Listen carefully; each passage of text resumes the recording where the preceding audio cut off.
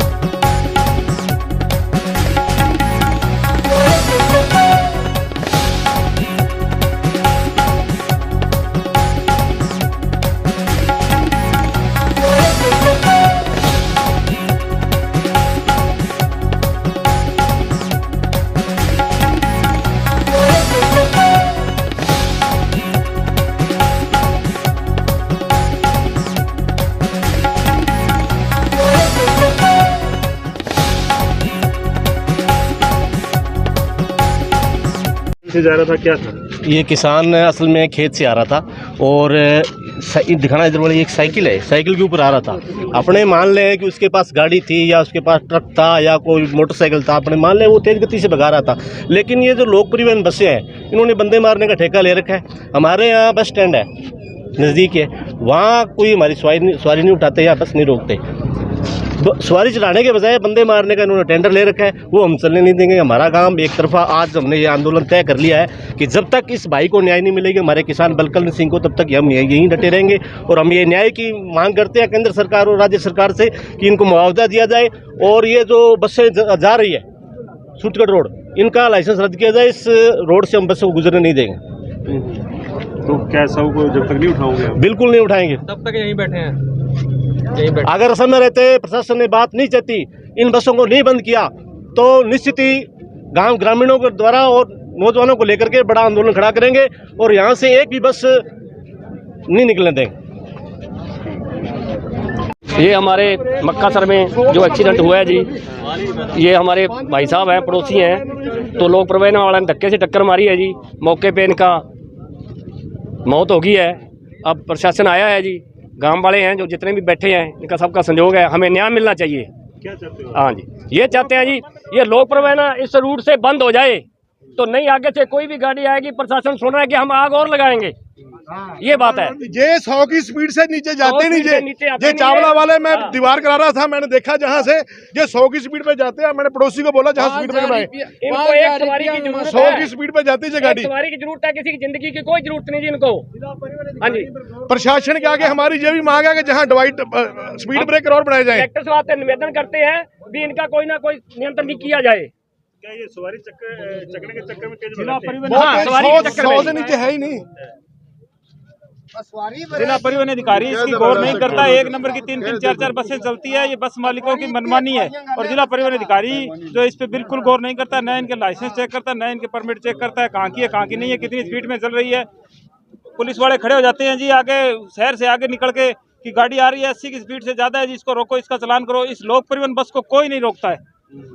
इसका कोई daily accident होते हैं। हम चाहते हैं कि हमारे ये जो मक्कासर से जितनी भी बसें लोक परिवहन निकलती है, इनको परमिट रद्द किया जाए और इनको बंद किया जाए। बस हम ये चाहते हैं। हम यही चाहते हैं। और भी घटनाएं हुई हैं आपके बहुत साथ? घटना पहले भी हुई, 6 महीने पहले इसी जगह पे घटना हुई थी, जिसके अंदर 2-3 बच्चियां यहाँ से बस के नीचे आई थी, जो 1 किलोमीटर तक घसीट के ले गया था वो कार को। वो भी बस बहुत ज्यादा स्पीड में थी।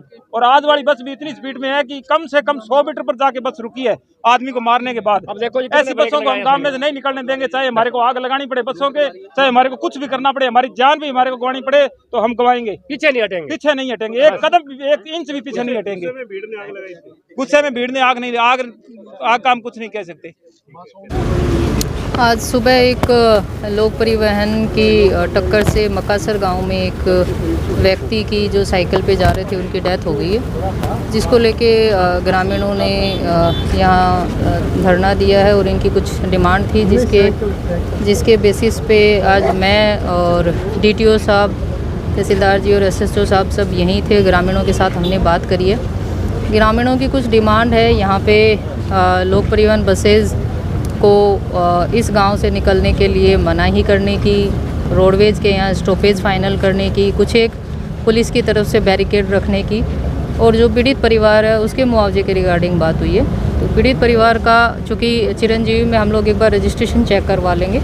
रजिस्ट्रेशन हुआ तो हम लोग कोशिश करेंगे कि जल्द से जल्द परिवार को मुआवजा मिल जाए। और बाकी जो तीनों डिमांड्स हैं उसके रिगार्डिंग अधिकारी मेरे साथ ही हैं।